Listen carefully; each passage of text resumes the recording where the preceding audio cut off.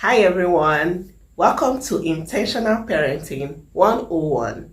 This is Yura's Corner on the Supernatural Women International channel. Here we make videos about pregnancy, motherhood, and everything that concerns the wholesome woman.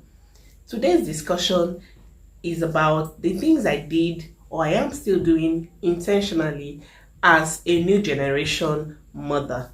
Yes, so when I was pregnant and preparing to be a mother, I thought of the things that we generally struggle with as adults and that are very, crucial to living a healthy life.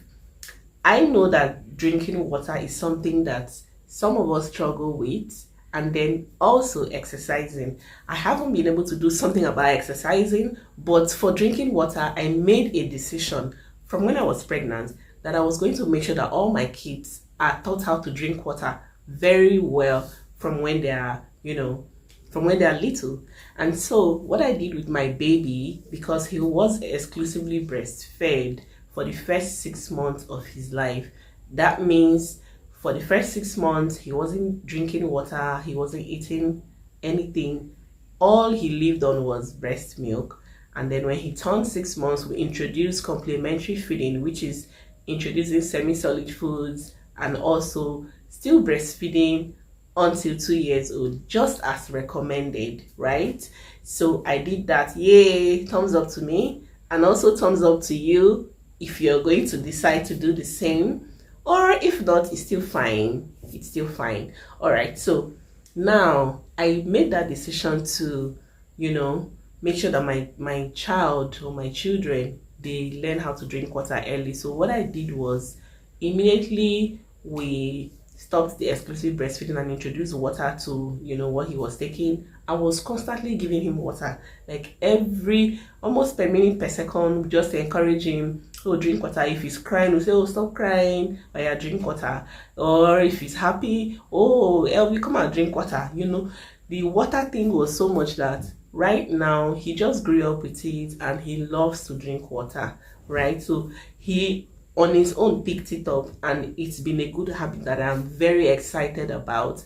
I haven't had to deal with him having constipation and other things that some children have and deal with because of that particular thing I did intentionally. And I know that if you decide to do the same, your child will benefit from it, and it will be very useful for their entire lifetime. They would have you to thank for it. Yes, so as mothers, we have that opportunity, to groom our children, in a healthier, happier way. So if we can do something about it, why not? If not, yeah.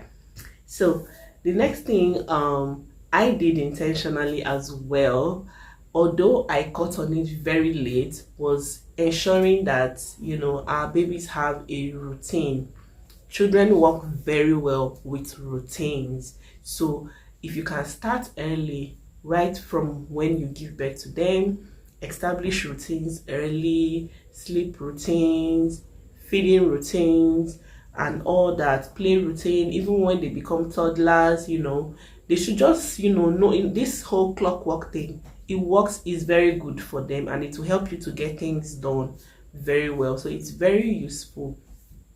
It's something that I feel like every mother should do, because the children, they thrive better and your mental health is preserved when you are able to introduce routines. And you need to start early so that you'll not have struggles. So it helps you when you want to sleep train, when you want to potty train, and so many other things that you want to do or introduce in their life as they grow up. So having a systemic way of doing things with them is very, very key. You would really be grateful if you start early. Now, another thing I made sure to do intentionally was to make sure that I do not expose him to screen early. The recommended time frame is 0 to 2 years, should not have any contact, should not have any screen time, right? I think we exposed him to screen time before he was 2, but like maybe a year, 6-7 months or thereabout. Yeah, so don't expose your children, your babies, to screen too early. It's not good. Any type of screen, whether your phone, television, iPads, everything screen should not be given to babies. It's been, researched to cause some developmental, slow down some developmental things and all that. Maybe we'll look into it as time goes on and in subsequent videos, but yes, please don't expose children, babies, to screen too early. So that's also one good thing. I feel like a lot of the things that my son does is, part of it. I don't know, but yeah, I think it's a good thing. Now, another thing I did intentionally was to journal my journey. So I started journaling. As a mother, when I gave birth. So I have this special journal that I journal in everything about my motherhood journey, the experiences I had, my delivery experience, and so many other things, that both the ones that I struggled with, the little miracles that happened for me, I journaled them in that book. And as my baby keeps growing, I keep journaling, right? So I have that, and there are some days that I just pick it up and I read, and I'm amazed at how much I have forgotten actually happened, right? And I think it's a beautiful thing, because as women, our childbearing years are actually limited, and just for some people is within 4 years, some people 5 years, some people 10 years. It doesn't really matter, but it's not your entire lifetime. But then these memories fade away so easily, and what we can do to preserve them, of course, is to journal. Yeah, so please, it's very important to journal on your motherhood journey. Another thing I did intentionally as a new generation mother was that I opened an email for my son immediately he was born. Now, that may not be like a big thing, but let me tell you more. So I also know that some people say reserve their social media handles and start managing their accounts. I didn't do that. I haven't done that. But the email was very important for me, not just to preserve the name, but most importantly, I wanted a means of, communicating with him right from when he was born. So I have this thing I still do. I call it letters to Levery. Levery is my son's native name. Yeah, so letters to Levery are letters I write to him every once in a while. I send it to his email. I write him about things happening around me, things happening in my life, things that have happened in his life that he may not remember when he grows up. I tell him stories, I give him advice, and I share, the things that I'm learning in my life journey. I write him letters to tell him all about it, and I know that he's going to be so mind blown when he reads all these things when he grows up. Even I think there was a particular birthday that when friends and well-wishers are telling him happy birthday, sending, responding to my WhatsApp status, and I'm like, oh, he has an email, would you mind writing him a mail? And my God, lots of people wrote him a birthday mail, saying lots of good things to him, praying for him and all that. And it was so beautiful. It's been so beautiful. It's something you can try out if you're a mother or you're an intending mom. I think you would really be grateful that you did. Another thing I also did as a new mom was I exposed my child to, spiritual atmosphere right from when he was born.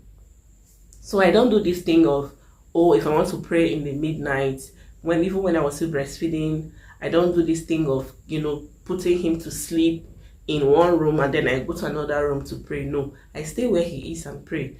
This is actually something I got from my mother. Yes, I got from my mom. Like, even as adults, when we're in the house, that's how midnight prayer should come and be praying around you. So the thing just stuck in me, and I was like, I like this. So I took it up and I did it with my son.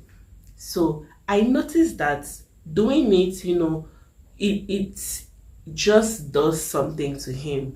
from when he was a much younger, like a baby. If he was crying, once I start praying and I'm praying in tongues, Oga will just go mute. He will be just pacified by the presence of God. Hallelujah. He will just be pacified and be quiet. I'm sure he's like, what is my mother saying?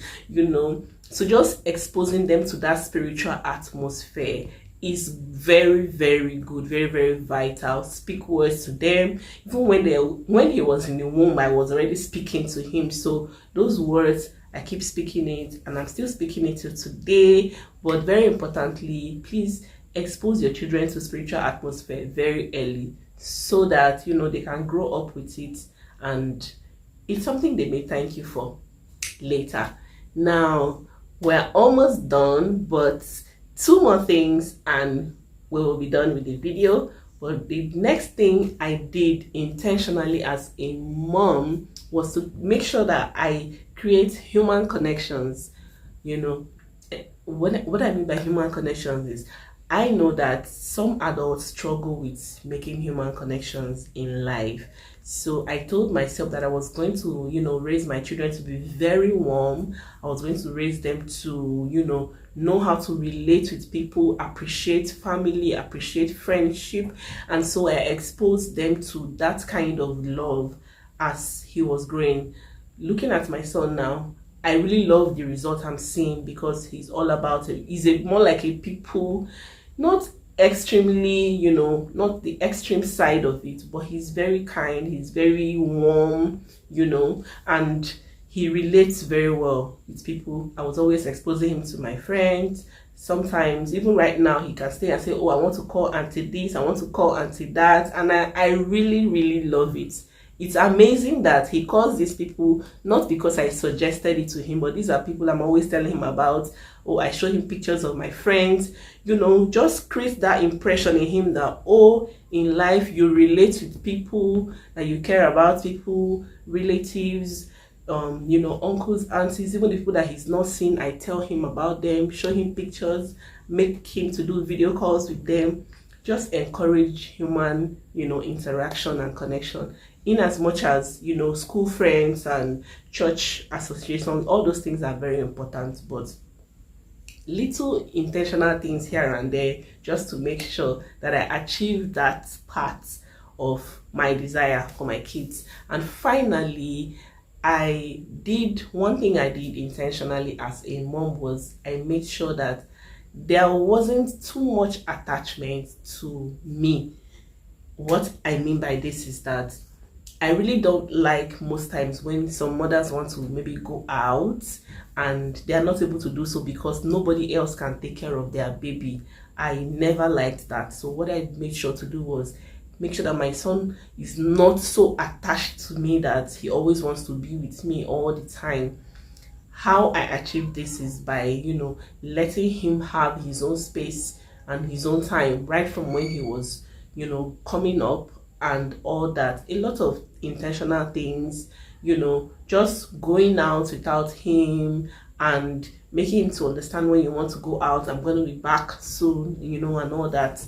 And just making sure that he's not excessively clingy, just so that he can be a little bit independent, because I love, kids that are independent. So I did that intentionally and I've seen it pay off.